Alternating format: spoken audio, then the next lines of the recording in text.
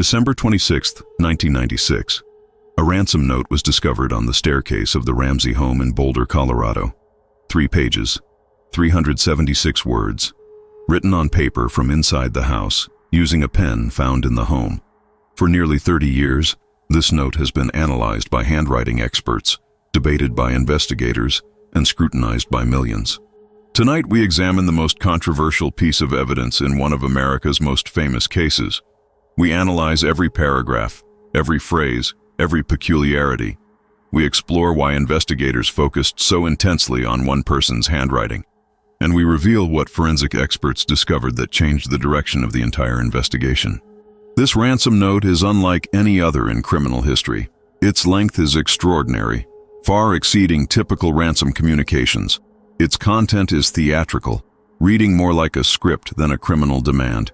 Its language is inconsistent, shifting between sophisticated vocabulary and apparent errors. And the handwriting analysis created divisions between investigators, prosecutors, and experts that persist to this day. We're going to break down this note line by line, word by word, examining what made it so suspicious to investigators and why it became the foundation for multiple theories about what happened that night. Before we dive into this detailed analysis of the ransom note and the handwriting evidence that shaped this investigation, make sure to subscribe and hit that notification bell. Here at True Crime Vault, we examine the evidence that defines cases, the forensic analysis that drives investigations, and the details that most people overlook. We don't just tell you what happened. We show you how investigators analyzed the evidence and why they reached the conclusions they did. New deep dive investigations every week.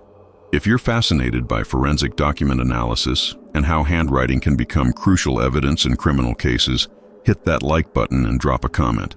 What do you think about handwriting analysis as evidence? Should it carry significant weight in criminal investigations? Have you ever seen the ransom note yourself and formed your own opinion? Let me know your thoughts below. To understand why this ransom note became so controversial and why handwriting analysis became so central to the investigation, we need to understand who Patsy Ramsey was and what background she brought to this case. Patsy Ramsey, born Patricia Ann Paugh on December 29, 1956, in Parkersburg, West Virginia, had a specific set of experiences and education that investigators felt was relevant to analyzing the note and understanding the case dynamics. She graduated in 1978 with a bachelor's degree in journalism from West Virginia University. This wasn't just a casual education. Journalism programs, particularly in that era, emphasized clear writing, narrative construction, understanding audience, and crafting compelling stories. Students learned how to write under deadline pressure, how to convey information effectively, and how to structure narratives for maximum impact. These were skills that Patsy would have practiced extensively during her college years. Before her journalism career could fully develop, Patsy achieved success in the pageant world. She had been crowned Miss West Virginia in 1977, going on to compete in the Miss America pageant that year. While she didn't win the national title, the experience of competing at that level was significant. Pageant competition requires performance skills, public speaking ability, stage presence, and the ability to present yourself effectively under intense scrutiny and pressure. You learn to perform, to project confidence, to control how you present yourself to judges and audiences. Beyond pageants and journalism, Patsy had experience in theater and performance throughout her education. She had participated in dramatic productions, had experience with theatrical presentation, and understood how to convey emotion and narrative through performance. This combination of journalism training, pageant experience, and theatrical background created what investigators noted as a unique skill set: the ability to write effectively, to perform convincingly, and to understand dramatic narrative structure. After college and her pageant success, Patsy married John Ramsey in 1980. She became a mother and a homemaker, active in community activities and charitable work in whatever community the family lived in as John's career advanced. She was known as someone who put significant energy into creating perfect presentations, whether that was holiday celebrations, her children's activities, or social events. Attention to detail, careful planning, and theatrical presentation became hallmarks of how she approached various aspects of life. These background elements became significant to investigators not as proof of anything, but as context for capability and character analysis. When you have training in dramatic writing, when you have experience performing under pressure, when you understand how to craft narratives and communicate for effect, investigators noted this created capability. Not guilt, not evidence of wrongdoing, but capability. The ability to write dramatically, to perform emotions convincingly, to create theatrical scenarios that serve a purpose. Whether this capability was ever used inappropriately in the context of this case is the question that has divided people for 3 decades and continues to generate debate today. Now let's examine the note itself in detail, starting from the very beginning and analyzing not just what it says, but how it says it, and what that might tell us about who wrote it. The note opens with specific phrasing that immediately caught investigators' attention and became a subject of extensive linguistic analysis. It reads, "Mr. Ramsey, listen carefully. We are a group of individuals that represent a small foreign faction. We respect your business, but not the country that it serves. At this time, we have your daughter in our possession.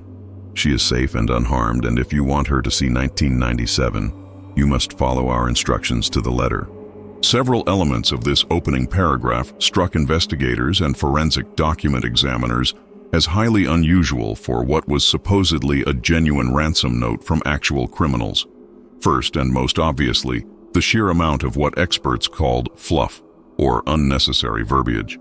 Compare this to actual ransom notes from documented kidnapping cases. Professional criminals, or even amateur criminals with genuine criminal intent, typically write ransom notes that are brief and direct. State who you are in minimal terms, if at all. State what you want. State the consequences of non-compliance. Provide instructions for payment. That's it. Every word you write, every moment you spend writing, creates risk if you're in the victim's home, or creates evidence that can be analyzed if you're writing elsewhere. This note does something fundamentally different. It establishes character and backstory. It creates narrative context and atmosphere. It reads like the opening of a story rather than a criminal demand. The phrase, "Mr. Ramsey, listen carefully," is formal, almost respectful.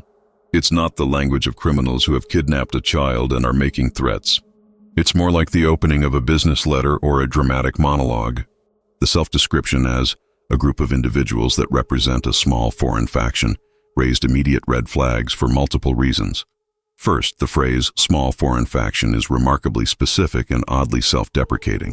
If you're trying to intimidate someone into paying ransom, why would you describe yourself as small? That diminishes your apparent power and capability. You would want to seem large, powerful, well-resourced, dangerous. Calling yourself small undermines the very intimidation you're trying to create. Second, the term foreign faction itself is unusual. It's not how criminal groups typically describe themselves. It sounds more like language from political discourse or international relations rather than from actual criminals writing a ransom note. The phrasing seems calculated to create an impression of sophisticated international intrigue rather than to communicate effectively with the victim's family. Third, if you're genuinely a foreign faction with political motivations, why are you targeting a businessman's family rather than government officials, military personnel, or others more directly connected to U.S. policy? The claimed motivation doesn't align logically with the target selection. This inconsistency suggested to investigators that the foreign faction framing might be misdirection, an attempt to point investigation in the wrong direction by creating a false impression of who was responsible. The note states, "We respect your business, but not the country that it serves." This sentence is fascinating to forensic linguists for multiple reasons. First, there's physical evidence that the word respect was written over another word. Examination of the original note suggests the writer initially started to write "do not respect," then changed it to "respect." This shows hesitation and revision, which is unusual for someone writing a ransom note where clarity and speed should be paramount. Second, the sentiment itself is peculiar. Why would kidnappers who claim to hate the United States care about making a distinction between respecting John Ramsey's business and not respecting the country? This level of nuance seems unnecessary and even counterproductive for a ransom note. It reads more like someone trying to create a complex character portrait than like actual criminals making demands. The opening paragraph also contains 2 spelling errors that appeared potentially deliberate to investigators and forensic linguists. The words business and possession were both misspelled, specifically with errors involving double letters. Business was spelled with one S instead of two. Possession had an error with the double letters. These seemed like errors someone might make if they were trying to appear less educated or were trying to simulate a non-native English speaker who struggles with English spelling conventions. However, forensic linguists noted a critical inconsistency. The rest of the note contains sophisticated vocabulary and generally correct grammar and spelling. Words like adequate, attaché, deviation, execution, and countermeasures are all spelled correctly. These are not simple words that anyone could spell correctly.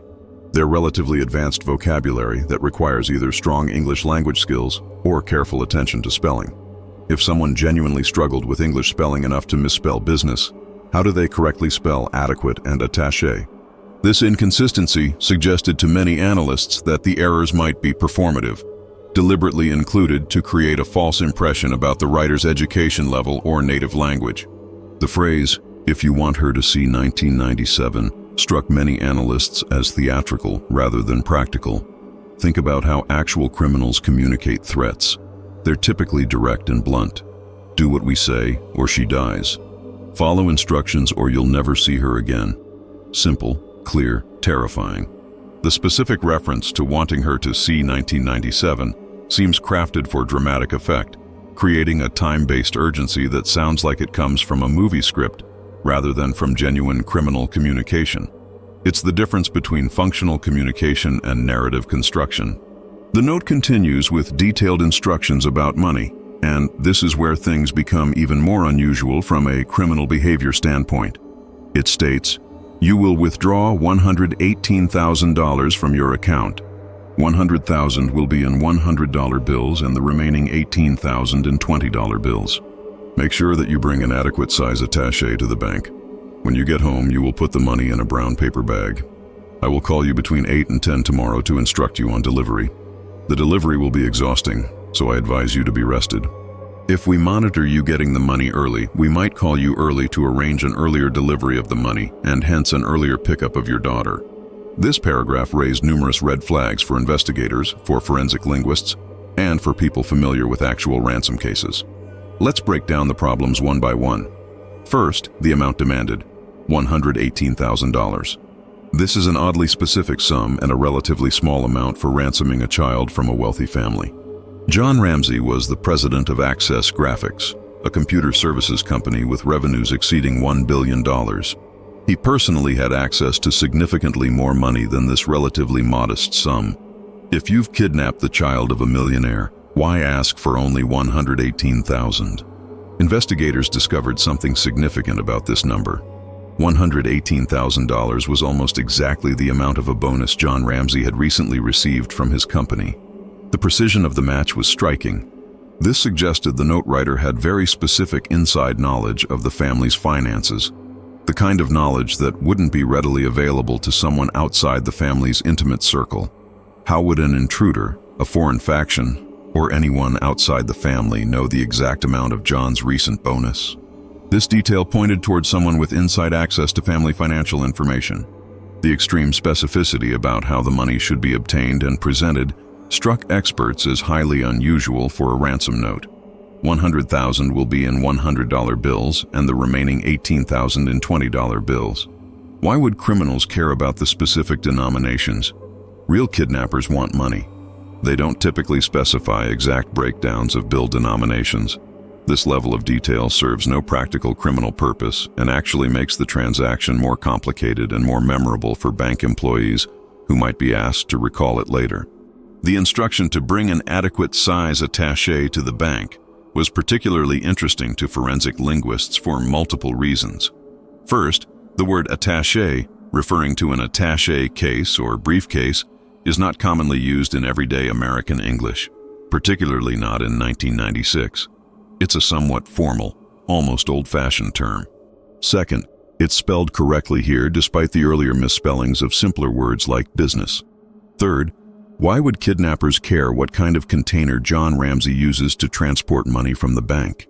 This detail seems unnecessary and actually draws attention to the transaction by requiring a specific type of container. The instruction to put the money in a brown paper bag when he gets home is the kind of detail that seems to come from movies and television, rather than from actual criminal practice. The brown paper bag is an iconic image associated with ransom payments in popular culture. Real criminals would likely just say, "Bring the money," without specifying the container. The specificity seems theatrical, creating a visual image that aligns with how ransom situations are portrayed in media. The statement, "I will call you between 8 and 10 tomorrow," contains a shift from we to I that forensic linguists noted as significant. The note began with, "We are a group," establishing a collective identity. Now suddenly it's, "I will call you," suggesting a single person. This inconsistency in perspective could indicate either poor planning by someone trying to create the impression of a group, or it could indicate the note was written by a single person who sometimes forgot to maintain the group fiction. The phrase, "The delivery will be exhausting, so I advise you to be rested," struck investigators and forensic analysts as remarkably solicitous and completely inconsistent with criminal ransom notes. Kidnappers holding a child for ransom don't typically express concern for the parent's rest and well-being. They don't advise victims to be rested. They make threats and demands. This phrasing seemed almost caring, which created significant cognitive dissonance with the supposed criminal purpose of the note. Some experts felt this language suggested the writer actually cared about John Ramsey's welfare on some level, which would be fundamentally inconsistent with being a genuine kidnapper threatening harm to his child. The sentence, "If we monitor you getting the money early, we might call you early to arrange an earlier delivery of the money and hence an earlier pickup of your daughter," is convoluted and awkward. The repetition of "early" 3 times in one sentence creates linguistic clumsiness. The word hence is relatively formal and not typically used in casual American English. The whole sentence could be stated more simply, but instead, it's constructed in a way that sounds like someone trying to sound sophisticated or formal, rather than someone communicating clearly under criminal circumstances. Forensic document examiners noted evidence that even in this supposedly final version of the note, the writer had hesitated and made corrections. There were words crossed out, phrases started and then changed. This suggested the writer was composing as they wrote, rather than copying from a prepared text. It also suggested they had time to make corrections and revisions, which again points to someone comfortable spending significant time in the house, rather than someone working under the pressure and time constraints that would face an actual intruder. The note then transitions to threats, and this section contains some of the most analyzed language in the entire document. It reads, "Any deviation of my instructions will result in the immediate execution of your daughter. You will also be denied her remains for proper burial. The 2 gentlemen watching over your daughter do not particularly like you, so I advise you not to provoke them." The word "choice" throughout this paragraph caught the attention of forensic linguists specializing in threat assessment and criminal communication patterns. The term "execution" rather than "kill" or "murder" struck analysts as formal, almost legalistic language. Real criminals threatening violence typically use direct, blunt language. "She dies. We'll kill her. You'll never see her alive." The word "execution" carries formal, official connotations. It's the kind of word you might see in a legal document or a news report, not typically in criminal threats. The phrase about being "denied her remains for proper burial" seemed to analysts to echo language from movies, literature, or historical contexts rather than modern criminal communication. It has an almost archaic quality to it. The reference to proper burial suggests someone thinking about death in formal, ceremonial terms, rather than in the brutal, practical terms that actual criminals would likely use. It reads like dialogue from a period drama or a mafia movie, rather than like genuine criminal threats. The reference to 2 gentlemen watching over your daughter raised multiple analytical flags. First, the word "gentleman" is remarkably polite and respectful language for violent kidnappers. Gentleman is a term of respect. Why would someone describe violent criminals capable of killing a child as gentlemen? Second, the phrase "watching over" has almost protective connotations in English. We watch over people we're protecting, not people we're threatening to harm. The language seems to contradict the intended message. The statement that these gentlemen do not particularly like you, and the advice not to provoke them, reads like interpersonal relationship advice rather than criminal threats. "They don't particularly like you" is mild, almost conversational language. Compare this to how actual criminals would likely phrase it. "They'll kill her if you screw up," or "one wrong move and she's dead." The difference between the note's language and typical criminal communication patterns was striking to forensic linguists. This entire paragraph, in the assessment of document examiners and criminal behavior analysts, served no practical purpose for an actual ransom situation. It's entirely threat and atmosphere, taking up time and space that a genuine criminal in the victim's house would want to minimize. Writing takes time. Being in the house takes time. Every moment spent writing this elaborate note is a moment of increased risk that someone wakes up, that someone hears something, that the crime is discovered in progress. Yet this note writer seemed completely unconcerned about length or time, suggesting either remarkable comfort in the environment or lack of genuine criminal experience. The note then continues with what many consider the most revealing section, an extensive series of additional threats and warnings that provide insight into the writer's mindset and possible identity. It states, "Speaking to anyone about your situation, such as police, FBI, etc., will result in your daughter being beheaded. If we catch you talking to a stray dog, she dies. If you alert bank authorities, she dies. If the money is in any way marked or tampered with, she dies. You will be scanned for electronic devices, and if any are found, she dies. You can try to deceive us, but be warned that we are familiar with law enforcement countermeasures and tactics. You stand a 99% chance of killing your daughter if you try to outsmart us. Follow our instructions and you stand a 100% chance of getting her back." This section contains multiple elements that forensic analysts found highly unusual and revealing. First, there's the repetitive structure. The phrase, "she dies," is repeated 5 times in rapid succession using slightly different setups. This repetitive structure seemed more literary than functional. It creates a rhythm, a pattern, an escalating sense of threat that belongs in dramatic writing. Actual criminal threats would more likely state the consequence once clearly and move on. The repetition seems designed for dramatic impact rather than functional communication. The threat that speaking to anyone about your situation, such as police, FBI, etc., will result in your daughter being beheaded, uses the term beheaded, which is an unusual word choice for American criminal threats in 1996. Beheading as a form of violence has cultural and historical associations, but wasn't common in American criminal threats at that time. The specificity of the method seems designed to create horror rather than to communicate a genuine intention. The use of etc. is also notable as relatively formal punctuation in what's supposed to be a threatening criminal communication. The phrase, "if we catch you talking to a stray dog, she dies," has become one of the most analyzed and discussed phrases in the entire note. It's bizarre, almost absurdist in its specificity. Why mention stray dogs at all? The phrase seems to be trying to emphasize total surveillance and control, but it does so in a way that seems more theatrical than threatening.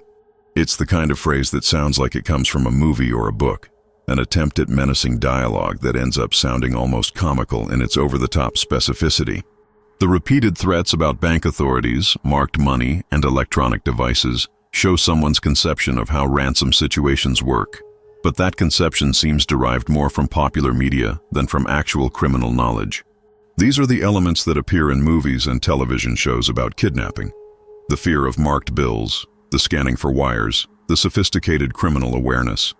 Real criminals might have some of these concerns, but the way they're presented here, in this formal list with repeated structure, feels more like someone checking boxes from a kidnapping movie checklist than genuine criminal communication. The claim to be familiar with law enforcement countermeasures and tactics is interesting because it attempts to establish credibility and create fear. It says, "We know what we're doing. We're sophisticated. You can't outsmart us." However, experts noted the fundamental contradiction. If you're truly sophisticated and familiar with law enforcement methods, why are you providing so much information about yourself in this note? Every detail about your group, your motivations, your methods, your knowledge, gives investigators material to analyze and potentially trace. A truly sophisticated criminal would communicate the absolute minimum necessary. This note does the opposite, providing extensive information that could be analyzed. The phrase, "You stand a 99% chance of killing your daughter if you try to outsmart us," was noted by multiple analysts as peculiar and revealing. Why not say 100%? Why give any hope at all? A genuine kidnapper making a genuine threat would likely say, "She will die, definitively," establishing absolute consequences with no room for hope or negotiation. Saying 99% suggests there's a 1% chance of success, which actually provides a small amount of hope and undermines the absolute nature of the threat. Some analysts suggested this phrasing might reveal something about the writer's psychology. A person who genuinely wanted to threaten would say 100%. A person who didn't actually want the threatened harm to occur, who was writing this note for purposes other than genuine ransom, might unconsciously leave that 1% opening, that small hope that things might work out. Whether this interpretation is valid or reading too much into a simple word choice has been debated extensively. The promise that you stand a 100% chance of getting her back if instructions are followed is another interesting element. Real kidnappers rarely make absolute promises because they know they might not keep them. Criminal enterprises are uncertain. Things go wrong. Promising 100% success creates an expectation that becomes problematic if you can't deliver. The absolute certainty in this statement seems designed to provide hope and motivation, rather than reflecting genuine criminal calculation. The note then concludes with what has become perhaps the most analyzed and discussed section, a series of direct personal addresses to John Ramsey that reveal extensive knowledge about him and use language that seems inconsistent with the claimed foreign faction identity. It states, "You and your family are under constant scrutiny, as well as the authorities. Don't try to grow a brain, John. You are not the only fat cat around, so don't think that killing will be difficult. Don't underestimate us, John. Use that good Southern common sense of yours. It is up to you now, John. Victory, SBTC." This conclusion was perhaps the most intensively analyzed section by investigators and forensic linguists for multiple reasons. The repeated use of John's first name 3 times in this short paragraph created a personal, familiar, almost intimate tone that seems completely inconsistent with a foreign criminal faction. Formal criminal communications typically use surnames or titles. Mr. Ramsey, or just Ramsey. The repeated use of John 3 separate times creates a personal familiarity that suggests either a relationship with John Ramsey or someone trying to create the impression of such a relationship. The phrase, "don't try to grow a brain," is American slang that would be unlikely to be used by someone foreign to American culture. It's not a common phrase even in American English, but it's distinctly American in character. Someone who learned English as a second language, someone from a foreign faction, would be unlikely to use this particular idiom. The phrase also has a mocking, almost playful quality that seems inconsistent with serious criminal threats about a child's life. The term fat cat similarly suggested American cultural familiarity to analysts. Fat cat is American slang referring to wealthy, powerful people, particularly in business or politics. It's not a phrase that would typically be in the vocabulary of someone learning English as a second language or someone outside American culture. The use of this specifically American idiom suggested to many analysts that the writer was American, regardless of the claimed foreign faction identity. The reference to John's good Southern common sense demonstrated specific personal knowledge about John Ramsey's background that would require either extensive research or personal familiarity. John Ramsey was originally from Michigan but had spent significant time living and working in the South during his career. Knowing this detail about his background, and specifically framing it as Southern common sense, suggested the writer either knew John personally or had done extensive background research on him. For a supposed foreign faction focused on political grievances against the United States, this level of personal knowledge about one businessman's biographical details seems excessive and unexplained. The closing "victory," followed by the mysterious initials SBTC, has generated more speculation and analysis than perhaps any other element of the note. The exclamation "victory" is unusual in multiple ways. Victory over what? If this is a ransom situation, victory would come after successfully receiving payment and completing the transaction, not before anything has happened. The premature declaration of victory seems odd unless the victory refers to something other than the ostensible ransom purpose. The initials SBTC have never been definitively explained, despite nearly 3 decades of investigation and speculation. Numerous theories have been proposed. Some have suggested religious meanings like "saved by the cross." Others have proposed military or organizational acronyms like Subic Bay Training Center, a U.S. naval base. Still others have suggested the initials might be personal to the writer. referencing something known only to them. Investigators checked these initials against known criminal organizations, terrorist groups, political factions, and every other potential source they could identify. No definitive connection was ever established. Some analysts have suggested the initials might be deliberately meaningless, included specifically to send investigators on wild goose chases trying to decode them. If you're trying to create confusion and misdirection, including cryptic initials that don't actually mean anything would be an effective way to waste investigative time and resources. Others have suggested the initials might have personal meaning to the writer that isn't related to any organization or group, perhaps a personal phrase or reference that only makes sense in the writer's own mind. Forensic document examiners noted that writing this entire 3-page note would have taken considerable time. Experts estimated at minimum 21 minutes to write the 376 words by hand on 3 pages, and potentially significantly longer given the evidence of hesitation, crossouts, revisions, and the practice versions found in the house. For someone who had just committed or was planning to commit a serious crime in the victim's own home, spending 20-plus minutes writing a lengthy theatrical note seemed to indicate either remarkable comfort and familiarity with the environment or lack of genuine criminal experience and awareness of risk. The fact that practice versions of the note were found in the house is itself highly significant. Someone had started writing the note, then stopped and started over. This suggests they weren't working from a prepared text, but were composing as they wrote. It also suggests they felt comfortable enough in the house to spend time writing, making mistakes, starting over, and continuing until they got it the way they wanted it. This level of comfort and time expenditure seems more consistent with someone who lived in the house or was extremely familiar with it than with an intruder operating under time pressure and risk. Now we move to the handwriting analysis that became absolutely central to the investigation, and that created divisions among experts, investigators, and prosecutors that persist to this day. The Colorado Bureau of Investigation, known as the CBI, conducted extensive forensic document examination of the ransom note as part of their role in supporting the Boulder Police Department's investigation.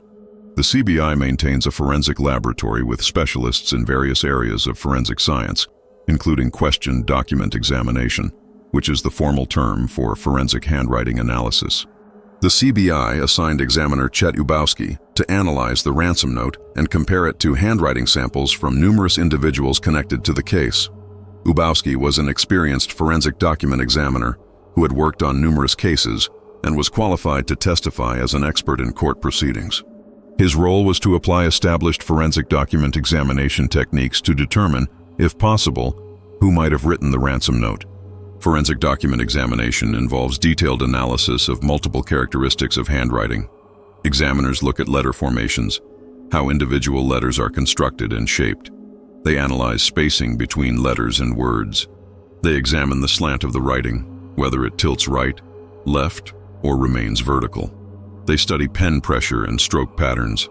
They look at letter connections, how letters join to form words.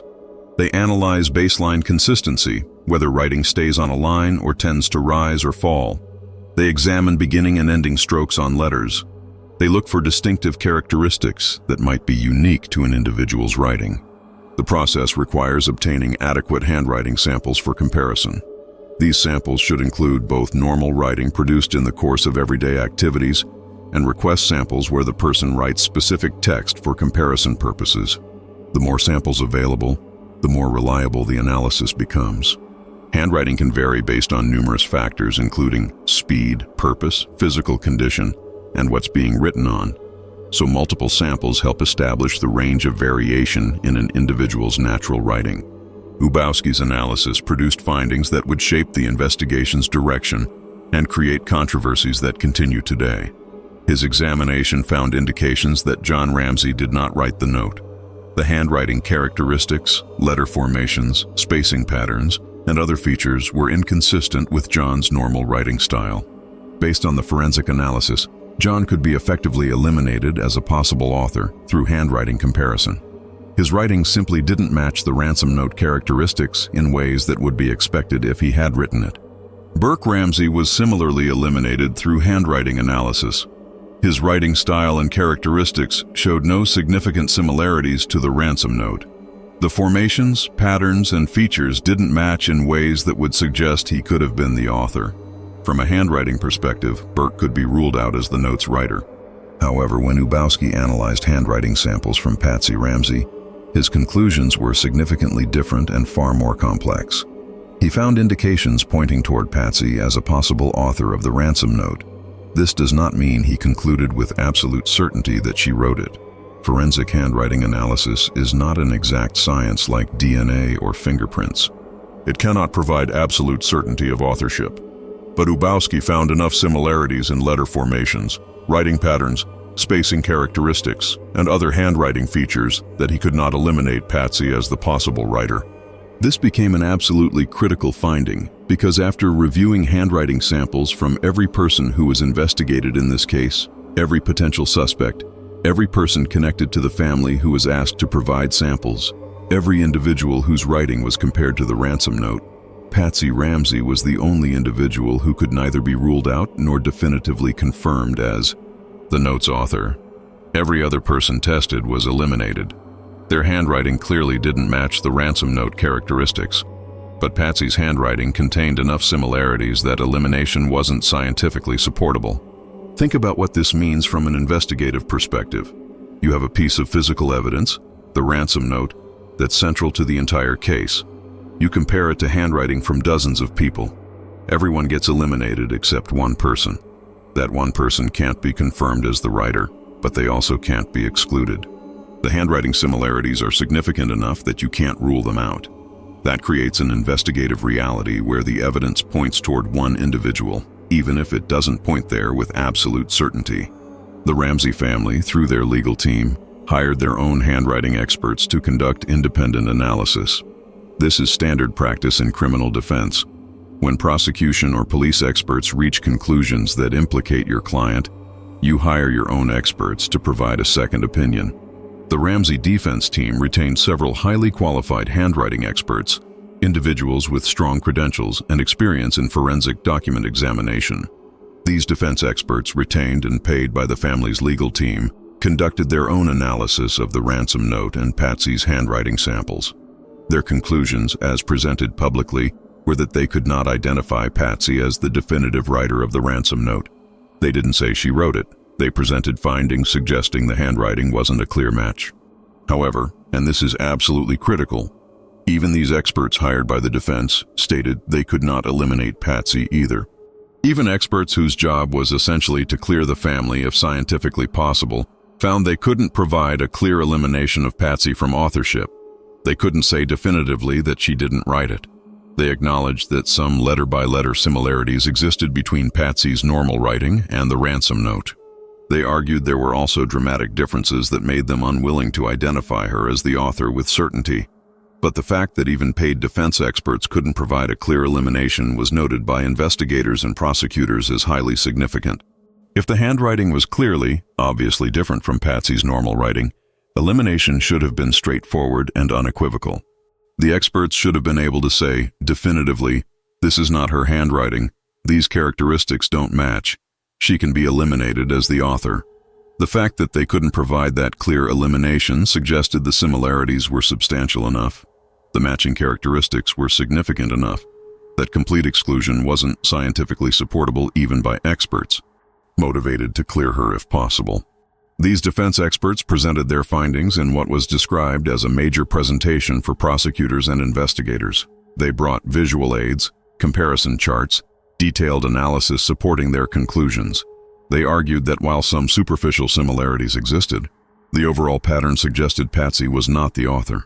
They pointed to specific letter formations and characteristics they felt were different between Patsy's normal writing and the ransom note. But throughout all of this analysis and presentation, they never said she could be completely eliminated. That inability to eliminate remained significant. In 1998, the case was presented to a grand jury, a group of citizens empowered to review evidence and determine whether criminal charges should be brought. Grand jury proceedings are conducted in secret to protect the integrity of the process and the privacy of people involved. Over the course of more than a year, this grand jury heard from numerous witnesses, reviewed extensive evidence, and examined all aspects of the case, including the handwriting analysis. During these grand jury proceedings, CBI examiner Chet Ubowski testified again about his handwriting analysis and his conclusions. He reaffirmed under oath his conclusion that Patsy Ramsey could not be excluded as the writer of the ransom note based on forensic handwriting comparison. He explained his methodology, his findings, and his reasoning to the grand jury members, who would ultimately decide whether evidence supported criminal charges. According to sources including Lawrence Schiller's book, Perfect Murder, Perfect Town, and former Boulder police detective Steve Thomas's book about the investigation, Ubowski went further in private conversations with investigators and his supervisors than he did in formal reports or testimony. He reportedly told people privately that his professional gut instinct, based on years of experience analyzing questioned documents, was that Patsy Ramsey had written the ransom note. He couldn't prove it to the level of absolute courtroom certainty that would be required for a conviction, but the similarities and patterns convinced him personally that she was the author. This kind of private professional opinion, shared informally with investigators, is common in forensic work. Sometimes the science can take you only so far with formal certainty, but experienced examiners develop professional instincts based on years of analyzing documents. Those instincts aren't admissible as evidence, they're not formal conclusions, but they can influence how investigators approach a case and what theories they pursue. It's important to understand what handwriting analysis can and cannot prove, and why even strong handwriting similarities don't constitute absolute proof of authorship. Handwriting comparison is not like DNA analysis or fingerprint comparison. Those forensic disciplines can provide statistical certainty. This DNA came from this person, with a probability of 1 in billions, or these fingerprints match with certainty based on unique ridge characteristics. Handwriting analysis can't provide that level of certainty because handwriting isn't as unique and invariable as DNA or fingerprints. Everyone's handwriting varies from day to day, hour to hour, depending on numerous factors. How quickly you're writing, what you're writing on, what you're writing with, whether you're tired or alert, whether you're stressed or calm, your physical position, the purpose of the writing. All of these factors create natural variation in anyone's handwriting. This means that handwriting analysis involves examining characteristics across samples and determining whether the overall pattern suggests a common author, but it can never provide the absolute certainty that DNA or fingerprints can provide. Courts recognize handwriting analysis as legitimate forensic evidence, but they also recognize its limitations. Handwriting experts can testify that samples share characteristics consistent with common authorship, or that they don't exclude someone as a possible author, but they typically can't testify with absolute certainty, except in very clear cases. The Ramsey ransom note fell into that problematic middle ground. Similarities significant enough that elimination wasn't possible, but not distinctive enough for absolute identification. Steve Thomas, the Boulder police detective who became deeply involved in investigating this case, and who later wrote a book about the investigation, documented additional handwriting analysis findings that he felt were significant. Thomas noted that before the homicide, Patsy Ramsey consistently used a particular manuscript style for the letter A in her personal writing and correspondence. This specific formation of the letter A, the way she constructed that particular letter, was distinctive and appeared regularly in her writing. This same distinctive formation of the letter A appeared in the ransom note. The manuscript A that Patsy regularly used in her normal writing showed up in the ransom note text. This was one of the characteristics that handwriting examiners noted when they analyzed the note and compared it to Patsy's samples. The A formations matched in ways that suggested possible common authorship. However, Thomas documented something that he and other investigators found highly significant and suspicious. After the murder, after the ransom note became a focus of investigation, after handwriting samples were being requested and analyzed, this particular formation of the letter A essentially disappeared from Patsy's writing. Her handwriting style appeared to change. The distinctive manuscript A that had been a regular feature of her writing before December 26, 1996, was no longer present in documents and writing samples she produced after that date. Handwriting experts who reviewed this change noted that handwriting styles can evolve naturally over time, but sudden changes in specific letter formations are unusual and can be significant. The timing of the change, occurring immediately after the ransom note became a focus of investigation, raised questions about whether the change was natural evolution or deliberate alteration. There are two possible interpretations of this handwriting change, and they represent the two fundamentally different views of this case. One interpretation is that Patsy recognized the handwriting similarities were drawing suspicion toward her, and deliberately changed her writing style to create distance from the ransom note characteristics. If you've written something incriminating and you see that handwriting analysis is focusing on your writing, changing your style going forward would be a logical defensive move. This interpretation suggests consciousness of guilt, an awareness that her handwriting matched the note, and a deliberate effort to obscure that match going forward. The alternative interpretation, offered by those who believe in the Ramsey family's innocence, is that Patsy may have changed her writing out of self-preservation after seeing that investigators were focusing intensely on handwriting similarities. If you're innocent but you see that investigators are comparing your handwriting to a ransom note written by someone else, if you see that handwriting analysis is becoming central to suspicion directed at you, you might naturally alter your writing style to distance yourself from those comparisons. This wouldn't indicate guilt, it would indicate a natural defensive response to being suspected of something you didn't do. If someone was trying to frame Patsy by imitating her handwriting in the ransom note, changing her writing style afterward would be a reasonable defensive measure to prevent further false connections. From this perspective, the handwriting change doesn't indicate guilt, but rather represents an innocent person's attempt to protect themselves from unjust suspicion based on unfortunate handwriting similarities. Both interpretations are logically possible.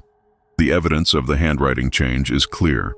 What that change means about guilt or innocence is the question that divides people. As with so much evidence in this case, the same facts can be interpreted in fundamentally different ways, depending on your starting assumptions about what happened.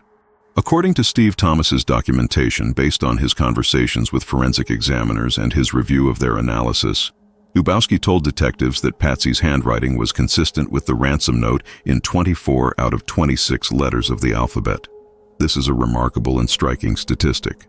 Think about what this means. The English alphabet has 26 letters. Of those 26 letters, Ubowski found that Patsy's normal handwriting matched the formations in the ransom note for 24 letters. Only 2 letters didn't match. That's a concordance rate of over 92%. This wasn't a few coincidental similarities.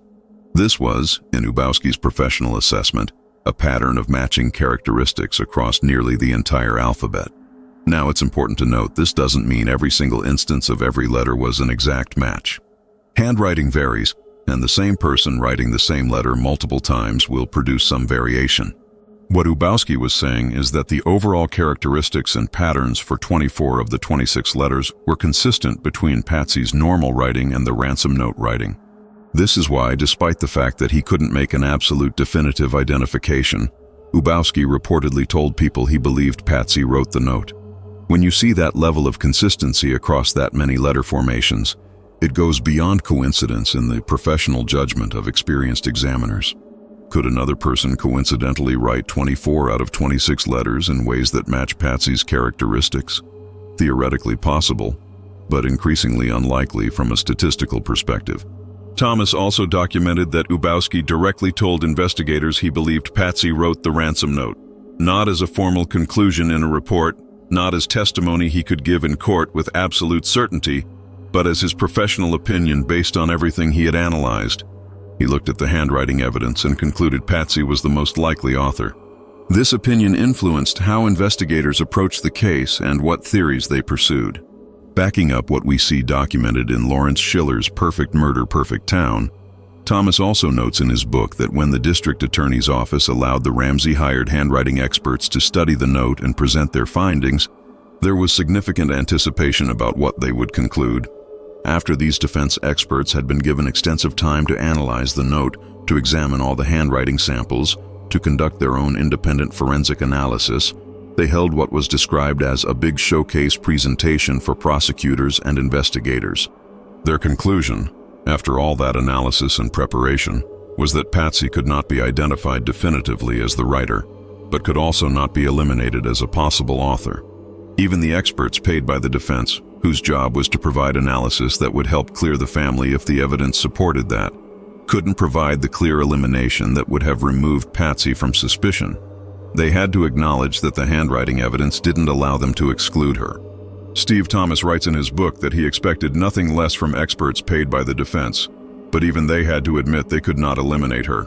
This acknowledgement is significant. These weren't neutral experts or prosecution experts. These were experts hired and paid by the family's defense team, experts whose conclusions would be most valuable to the defense if they could clear Patsy. The fact that even in that context, even with that motivation, they couldn't provide elimination speaks to the strength of the handwriting similarities. If the handwriting evidence clearly pointed away from Patsy, if the characteristics obviously didn't match, if elimination was scientifically supportable, these defense experts would have said so clearly and definitively. They didn't. They tried to minimize the significance of the similarities. They argued that the evidence wasn't strong enough for identification, but they couldn't provide the clear elimination that would have ended the handwriting questions. That inability to eliminate, even for experts motivated to do so if possible, suggests the similarities were too substantial to be dismissed or explained away. The pattern that emerged from all the handwriting analysis, from the CBI examiner, from the defense experts, from everyone who looked at this evidence, was consistent. Patsy Ramsey could not be eliminated as the possible author of the ransom note. Every other person whose handwriting was compared could be eliminated. Only Patsy remained in that uncertain middle ground where elimination wasn't possible, but absolute identification wasn't achievable either. This created an investigative situation where the most significant piece of physical evidence in the case pointed toward one person. Not with absolute certainty, not with the level of proof required for criminal conviction, but with enough consistency that investigators felt it warranted serious focus and attention. The handwriting evidence became a major factor in developing theories about what happened, in deciding who to investigate most intensively, in determining the direction of the entire investigation. For investigators who worked this case, the ransom note and its handwriting analysis represented both the most important evidence and the most frustrating. Important because it was physical evidence that could be analyzed scientifically using established forensic techniques. The note existed. It could be examined. Comparisons could be made. Experts could apply their knowledge and reach professional conclusions. That's valuable in any investigation. But it was also frustrating because the analysis never reached the level of certainty needed for prosecution. In the American criminal justice system, to prove someone guilty beyond a reasonable doubt, you need evidence that convinces a jury to that high standard. Handwriting evidence that says, "We can't eliminate this person," isn't the same as evidence that says, "This person definitely wrote this." The inability to make that definitive identification meant the handwriting evidence could create suspicion and investigative focus, but couldn't on its own prove guilt. The note pointed toward answers but never provided them definitively. It created investigative direction but not prosecutable certainty. It generated theories and suspicion, but not the kind of absolute proof that would support criminal charges. This is the reality of much forensic evidence. It narrows possibilities, it points in directions, it supports or contradicts theories, but it doesn't always provide absolute answers. Whether Patsy Ramsey wrote this ransom note remains one of the most significant unanswered questions in this case. The forensic handwriting evidence suggests she might have based on the similarities identified by multiple experts. But suggesting possibility isn't the same as proving fact. The theatrical nature of the note suggests someone with writing ability and dramatic sensibility created it, characteristics Patsy possessed through her journalism training and performance background. But those characteristics aren't unique to her. The personal knowledge displayed in the note, particularly the exact amount of John's bonus and the reference to his Southern background, suggests someone close to the family or with inside access to private information. But multiple people had various levels of access to the Ramseys. The comfort level suggested by taking time to write a long note with revisions and practice versions suggests someone familiar with the house and comfortable spending time there. But again, that could describe multiple individuals. After 3 decades of analysis, debate, investigation, and expert examination, the ransom note stands as a testament to the complexities of forensic evidence and criminal investigation. It provided investigators with material to analyze, but not with definitive answers. It created investigative direction, but not prosecutable certainty. It remains a crucial piece of evidence that everyone has interpreted, but no one has definitively explained. The handwriting analysis conducted by the CBI, by defense experts, by investigators who examined every aspect of this note, all pointed toward the same conclusion. Patsy Ramsey could not be eliminated as the possible author. but neither could she be definitively identified. That ambiguity has defined this aspect of the case for 30 years. It's created divisions among investigators, among experts, among people who follow the case. Some see the handwriting evidence as strong circumstantial proof of Patsy's involvement. Others see it as unfortunate coincidence complicated by the subjective nature of handwriting analysis. If this detailed analysis of the ransom note evidence and the handwriting analysis that shaped the investigation has intrigued you, and you want to understand more about how forensic evidence works in real criminal cases, make sure you're subscribed to True Crime Vault for continued coverage of this case and in-depth forensic evidence analysis in other investigations. We don't just tell you what happened, we show you how investigators analyze the evidence, why experts reach the conclusions they did, and what the evidence actually proves versus what it suggests. Hit that notification bell so you don't miss future deep dives into forensic evidence and investigative techniques. Leave a comment with your thoughts on handwriting analysis as forensic evidence. Do you think it should play a significant role in criminal cases given that it's not as definitive as DNA or fingerprints? If you were on a jury and heard that someone couldn't be eliminated as the author of an incriminating note, but also couldn't be definitively identified, how would you weigh that evidence? What do you make of the theatrical nature of the ransom note itself? Does it seem like genuine criminal communication or like something else entirely? And remember, this evidence, like all evidence in this case, requires careful interpretation and respect for the fact that real people and real lives are involved in questions that remain unresolved after 30 years. The handwriting analysis pointed in a direction but didn't provide absolute answers. The ransom note raised more questions than it answered. The investigation continues even today as new techniques and technologies might provide insights that weren't available in earlier years.